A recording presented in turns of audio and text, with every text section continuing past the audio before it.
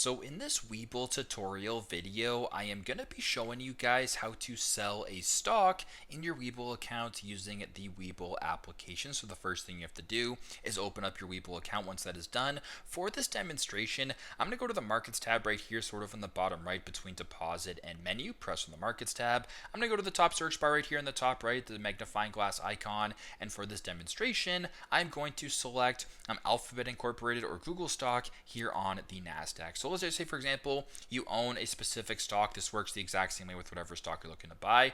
Just go to the bottom here to where it says trade in the bottom left, press on trade.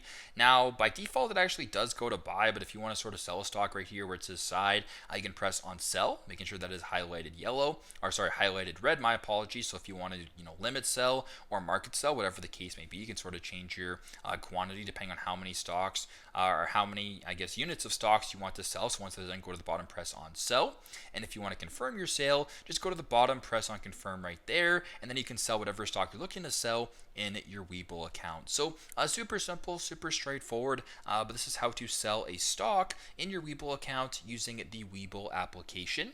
Thanks again for watching, and I hope this video helps.